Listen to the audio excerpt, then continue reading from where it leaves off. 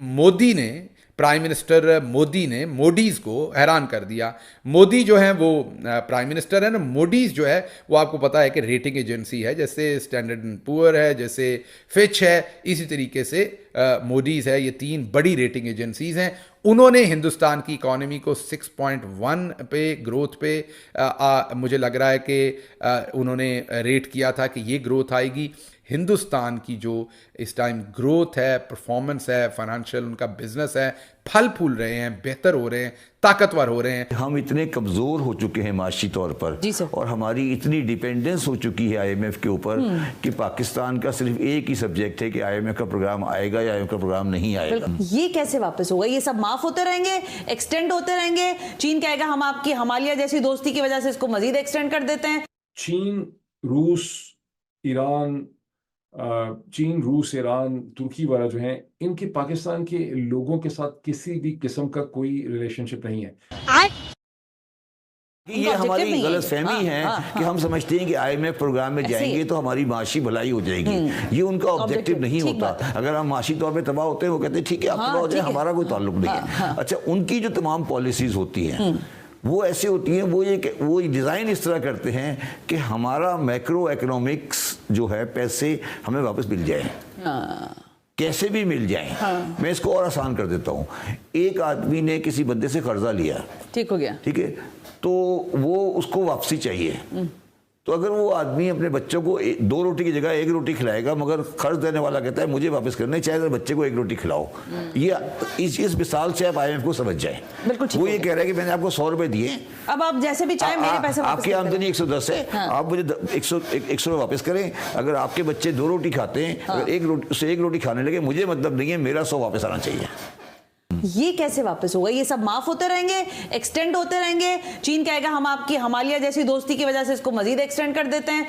चीन, रूस, ईरान, तुर्की वाला जो है, इनके पाकिस्तान के लोगों के साथ किसी भी किस्म का कोई रिलेशनशिप नहीं है। सबसे ज्यादा जो ताकतवर इकाई है इंटरनेशनल ऑर्डर के अंदर, वो अमेरिका और उसका वेस्टर्न अलायंस है। चीन की उतनी पसली है नहीं।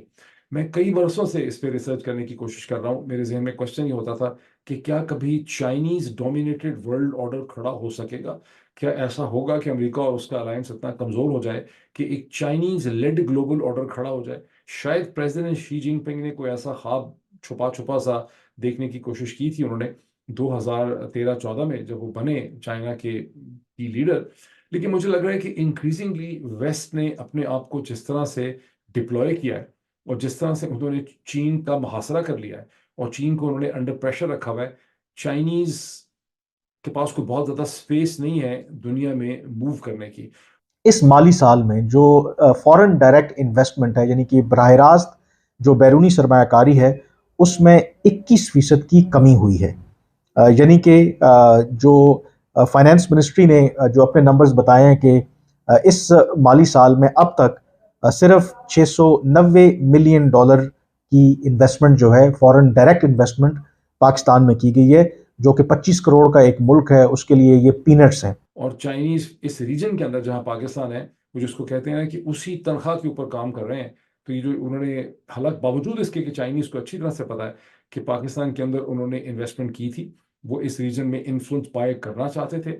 उनकी सारे एक ग्रैंड डिजाइन था और उनके ग्रैंड डिजाइन का रास्ता रोक दिया गया। सिर्फ पाकिस्तान में नहीं रोका गया, दुनिया के और बहुत से ममालिक में जहां बेल्ट रोड इनिशिएटिव था, वहां वेस्ट ने इस तरह से चीजें मूव की हैं, या इनिशिएटिव लिए हैं, या एंगेजमेंट की है, या अलायंसेस खड़े कर लिए हैं, या मसाइल खड़े कर दिए हैं, जैसे बर्मा के अंदर, कि वो बेल्ट रोड इनिशिएटिव जो है वो प्रोग्रेस नहीं कर पाया। बेल्ट रोड इनिशिएटिव को सबसे ज़्यादा उसकी जो तारीफ होती है वो पाकिस्तान के अंदर से ही होती है, या बहुत सी जगहों पे एकेडमिक होती है। So China is also in trouble. बस इतना ही मैं यहाँ पे पॉइंट आपके सामने रखना चाहता था। ये कहते हैं ना, इंसान को डिप्रेशन होता है। मैं वैसे भी इस्लामाबाद आने के बाद डिप्रेशन की दवा खा रहा हूँ।